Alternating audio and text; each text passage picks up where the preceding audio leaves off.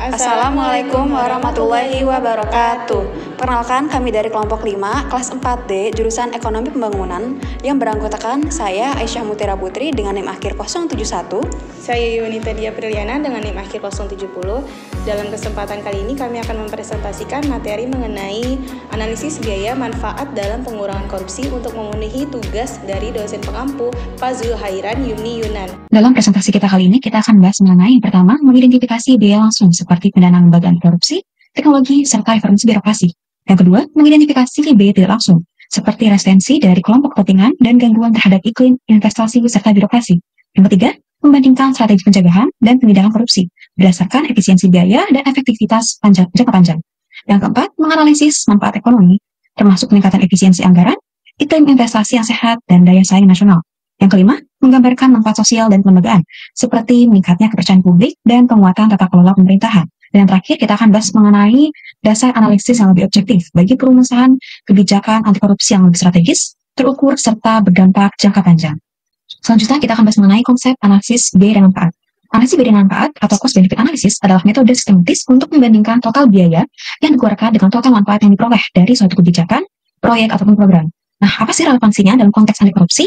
Dalam bidang pemberantasan korupsi, analisis ini digunakan untuk menilai apakah berbagai strategi, baik preventif maupun represif, memiliki dampak positif yang sebanding ataupun melebihi dari sumber daya yang dikorbankan. Nah, mengapa penting? Yang pertama itu menjamin penggunaan anggaran anti korupsi secara efisien dan lebih terukur. Yang kedua itu menghindari kebijakan simbolik atau reaktif yang tidak berdampak nyata. Yang ketiga, meningkatkan transparansi serta akuntabilitas lembaga negara. Dan terakhir, memberikan dasar objektif dalam merumuskan strategi anti korupsi yang tepat sasaran serta berkelanjutan. Biaya langsung dari segi lembaga anti korupsi, baik dari KPK, perawatan investigasi, serta remunerasi, penyidik, dan penyidik. Kita akan bahas mengenai anggaran KPK terlebih dahulu. Komisi Pemberantasan Korupsi merupakan lembaga utama dalam pemberantasan korupsi di Indonesia. Untuk menjalankan fungsinya secara optimal, KPK saja membutuhkan anggaran besar. Pada tahun 2023, anggaran KPK itu mencapai sekitar 1,2 triliun rupiah. Meskipun jumlahnya tak besar, kenyataannya sepadan dengan tanggung jawab KPK yang menangani kasus-kasus berskala nasional. Nilai kerugian negara dari kasus korupsi yang ditangani KPK bisa mencapai puluhan triliun rupiah setiap tahunnya. Sehingga anggaran yang besar ini bukanlah pembosan, melainkan bentuk investasi untuk penyelamatan anggaran negara yang lebih besar lagi. Lalu dari segi peralatan investigasi, penindakan kasus korupsi tidak bisa dilakukan dengan cara yang biasa. KPK saja membutuhkan peralatan investigasi canggih untuk mengungkapkan jaringan korupsi yang lebih kompleks. Seperti yang pertama itu dari alat penyadap yang berkualitas tinggi dengan biaya sekitar 2 hingga 3 miliar per unit. Lalu yang kedua itu dari laboratorium forensik digital dengan biaya 15 hingga 20 miliar rupiah untuk peralatan standar internasional. Lalu yang ketiga itu dari studi kasus OTT ekspor benih lobster pada tahun 2020 yang menunjukkan bahwa biaya operasional seperti penyadapan dan pengawasan memerlukan dana sebesar 500 juta rupiah, baik itu dari segi teknis dan 1,2 miliar rupiah dari segi personal. Namun, dari operasi ini negara bisa menghindari kerugian sebesar 54 miliar rupiah. Hal ini menunjukkan rasio pembagian sebesar 30 kali lipat yang membuktikan efektivitas dari investasi tersebut. Lalu yang ketiga itu dari remunerasi penyidik dan keamanan. Penyidik KPK bekerja dalam lingkungan yang penuh risiko. Mereka itu berhadapan dengan pelaku korupsi yang memiliki kekuatan finansial dan jaringan politik yang luas. Maka dari itu, remunerasi atau gaji mereka harus mencerminkan beban kerja dan risiko tersebut. Nah, idealnya, gaji penyidik KPK itu sebesar 3 kali lipat dari PNS tingkat. Masih dari segi biaya langsung, mulai dari segi teknologi dan infrastruktur. Yang pertama itu dari sistem pelaporan anti korupsi. Yang menjadi contoh utama teknologi pemantauan anti korupsi yang dikembangkan untuk menghubungkan berbagai database pemerintahan. Dalam pengembangannya, sistem ini membutuhkan investasi awal sebesar 75 miliar rupiah. Ketika diimplementasikan di Kementerian PUPR pada tahun 2021, investasi 15 miliar menghasilkan capaian signifikan. Bahkan dalam waktu 6 bulan saja, sistem berhasil mengidentifikasikan potensi penyimpangan senilai 230 miliar rupiah. Penyimpangan tersebut meliputi penggelembungan anggaran, konflik kepentingan dalam pengadaan, hingga manipulasi spesifikasi teknis proyek. Yang kedua itu dari sistem deteksi otomatis dengan AI. Sistem ini digunakan untuk menganalisis dokumen pengadaan pemerintah secara real time. Di Kementerian Keuangan, sistem ini membutuhkan investasi sebesar 45 miliar rupiah. Dalam waktu 6 bulan pertama, sistem ini berhasil mendeteksi 127 paket pengadaan senilai 1,7 triliun yang berindikasi kecurangan. Potensi penghematan anggaran mencapai 340 miliar rupiah atau sekitar 8 kali lipat dari biaya pengembangannya. Lalu yang ketiga itu dari infrastruktur data terpadu atau PPATK yang membangun sistem analisis data transaksi perbankan nasional. Biaya infrastruktur sistem PPATK mencapai 250 miliar rupiah yang mencerminkan memiliki infrastruktur untuk mendukung financial intelligence dalam memerangi korupsi. Biaya langsung dari segi reformasi birokrasi. Yang pertama itu dari remunerasi berbasis kinerja. Di Direktorat Jenderal Pajak, alokasi anggaran sebesar 1,1 triliun rupiah untuk sistem remunerasi menghasilkan peningkatan penerimaan pajak hingga 57 triliun rupiah dalam waktu 2 bulan. Hal ini menunjukkan bahwa investasi tersebut sangat efektif. Yang kedua itu dari pelatihan integritas aparatur negara. Lalu yang ketiga itu dari sistem pelayanan publik transparan. Dengan mengurangi tatap muka antara petugas dan pemohon layanan publik, peluang terjadinya suap dan pungutan liar akan berkurang. Untuk membangun sistem ini di seluruh Indonesia, pemerintah itu menganggarkan 2 triliun dalam waktu 5 tahun. Contohnya di Kota Bandung yang menjadi contoh sukses implementasi PTSP. Investasi sebesar 40 miliar berhasil memangkas waktu pengurusan izin dari 14 hari menjadi 3 hari. Lalu yang keempat, dari sertifikasi anti korupsi untuk pejabat. Program ini bertujuan untuk memberikan pembekalan insentif kepada pejabat strategis agar memahami risiko korupsi yang melekat pada tugas mereka. Biaya sertifikasi untuk 100.000 pejabat mencapai 750 miliar rupiah. Di Kementerian PUPR, 35 miliar rupiah digunakan untuk menyertifikasi 2.300 pejabat. Hasilnya, dalam 2 tahun, temuan penyimpangan anggaran turun sebesar 62%, dan para pejabat menjadi lebih berhati-hati dalam pengambilan keputusan. Yang kelima itu dari audit internal berkala. Audit menyeluruh pada kementerian dan kelembagaan memerlukan biaya sebesar 350 miliar rupiah per tahun. Di Kementerian Pendidikan, dengan biaya audit sebesar 12 miliar rupiah berhasil terdeteksi kebocoran anggaran hingga 750 miliar rupiah. Yang keenam itu dari harmonisasi regulasi, tumpang tindih dan ketidaksesuaian regulasi seringkali dimanfaatkan untuk oknum birokrat untuk mempersulit layanan dan mencari keuntungan pribadi. Oleh karena itu, harmonisasi regulasi nasional sangat penting dan memerlukan dana sebesar 200 miliar. Misalnya, di Kementerian Investasi menyederhanakan 1.200 regulasi dengan biaya 40 miliar rupiah, berhasil memangkas potensi perizinan dari 17 ke 7 tahapan. Selanjutnya kita akan bahas mengenai biaya tidak langsung. Dalam pembahasan biaya tidak langsung dari upaya pemberantasan korupsi terdapat 3 aspek penting yang patut dicermati. Yang pertama kita akan bahas mengenai resistensi dari kelompok kepentingan. Upaya mengurangi korupsi di Indonesia tidak terlepas dari perlawanan sistematis dari pihak-pihak yang merasa diuntungkan oleh status quo. Kelompok ini seringkali merupakan elit politik dan oligarki ekonomi yang bentuk struktur kekuatan formal yang oleh beberapa akademis disebut sebagai oligarki predatoris. Yang kedua itu dari efek terhadap iklim investasi dan ketakutan birokrasi. Strategi penindakan korupsi yang dilakukan secara agresif tanpa kerangka sistematis yang matang menimbulkan efek samping serius dalam birokrasi. Fenomena yang dikenal sebagai overcompliance muncul ketika birokrat menjadi terlalu berhati-hati bahkan enggan mengambil keputusan karena takut diskriminalisasi.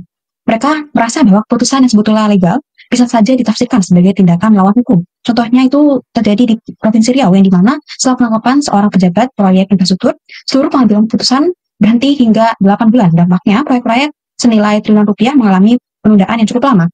Pada saat ini kita akan membahas mengenai 2 pendekatan utama dalam strategi pengurangan korupsi, yaitu pendekatan penindakan dan pendekatan pencegahan. Yang pertama itu pendekatan penindakan. Fokus utamanya adalah pada aspek hukum, yakni melakukan penyelidikan, operasi tangkap tangan, hingga penuntutan terhadap pelaku korupsi. Strategi ini memiliki keunggulan dalam menciptakan efek jerah. Namun, penindakan memiliki konsekuensi biaya tidak langsung yang besar. Banyak birokrat menjadi selalu berhati-hati, bahkan takut mengambil keputusan, karena khawatir tersangkut kasus hukum. Hal ini dapat memicu fenomena yang namanya birokrasi defensif, yaitu ketika pejabat publik menahan diri dari bertindak meskipun berada dalam wewenangnya. Yang kedua itu dari pendekatan pencegahan, yang menitikberatkan pada pembangunan sistem yang bersih dan transparan. Hal ini mencakup reformasi regulasi, digitalisasi layanan publik, dan penguatan sistem pengawasan internal. Pencegahan memang membutuhkan biaya awal yang sangat besar, seperti untuk mengembangkan teknologi, pelatihan aparatur, dan pembangunan sistem integritas. Namun demikian, pendekatan ini memiliki biaya jangka panjang yang lebih rendah, karena mampu memperkecil peluang terjadinya korupsi secara sistematik. Lalu di sini juga ada hasil studi empiris. Berdasarkan studi terhadap sejumlah daerah di Indonesia, terbukti bahwa kombinasi antara pendekatan pencegahan serta penindakan secara proporsional memberikan hasil yang lebih efektif. Daerah yang menerapkan kedua strategi ini secara seimbang mengalami peningkatan investasi rata-rata 12% lebih tinggi dibandingkan daerah yang hanya mengandalkan penindakan semata. Baik, selanjutnya manfaat dalam pengurangan korupsi. Yang pertama, peningkatan efisiensi ekonomi dan daya saing investasi. Pengurangan korupsi berperan penting dalam meningkatkan efisiensi ekonomi. Korupsi sering menyebabkan pemborosan anggaran, alokasi sumber daya yang tidak tepat, dan penyimpangan dana publik.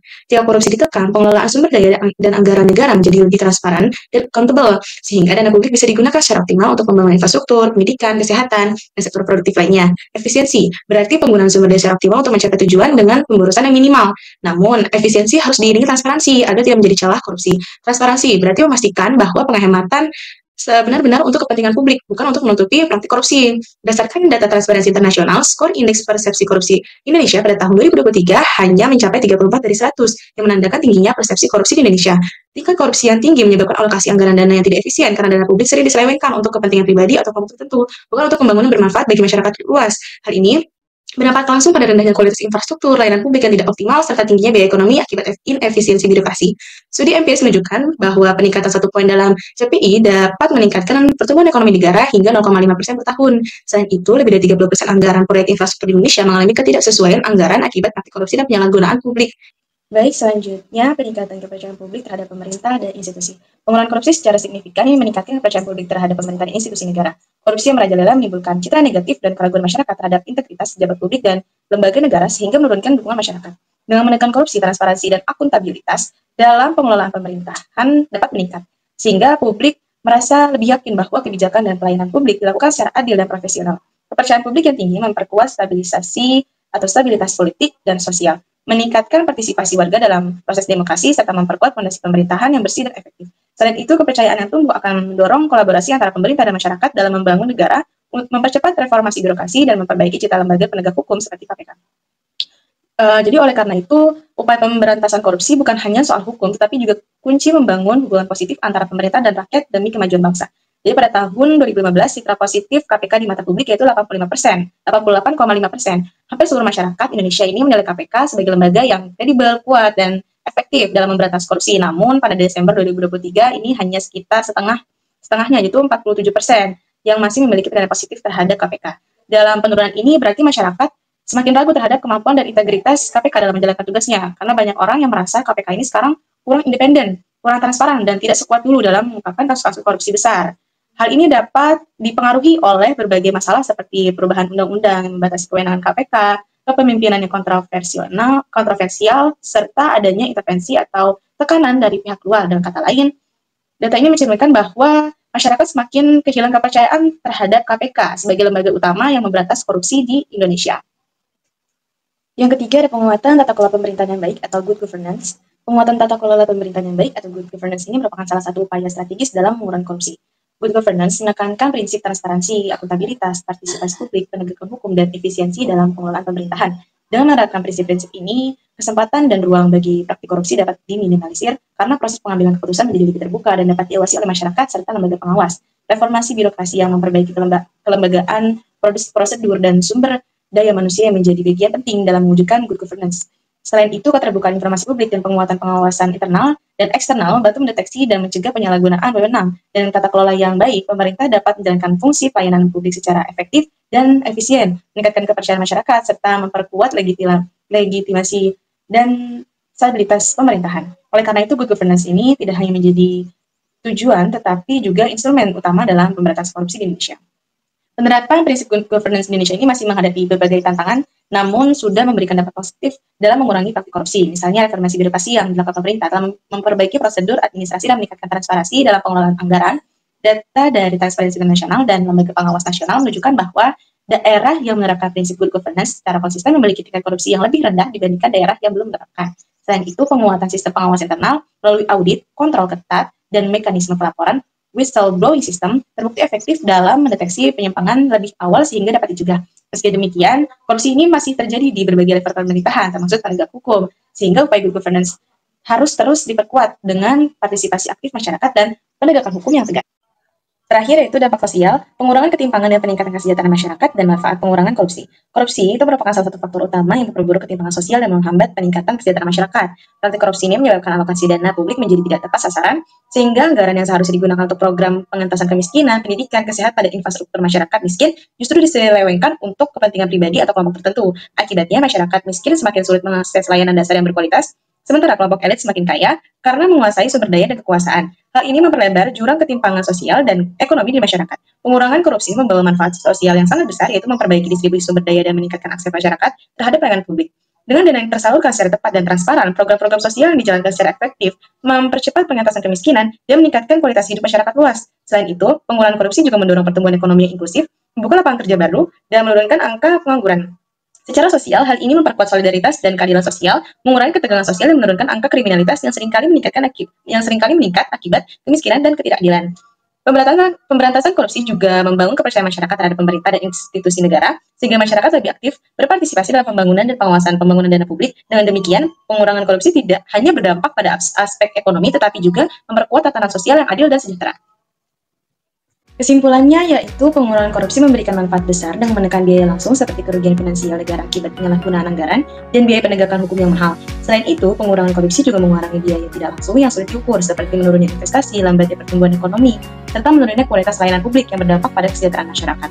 Dalam pengelolaan yang lebih transparan dan akuntabel, sumber daya negara yang dapat digunakan secara lebih efisien meningkatkan kepercayaan publik, memperkuat iklim investasi, dan mendorong pertumbuhan ekonomi yang inklusif. Secara keseluruhan, pengurangan korupsi bukan hanya menghemat biaya, tetapi juga memperbaiki kualitas hidup masyarakat dan memperkuat fondasi pembangunan nasional yang berkelanjutan. Sekian presentasi dari kelompok kami, kurang lebihnya mohon maaf. Wassalamualaikum warahmatullahi wabarakatuh.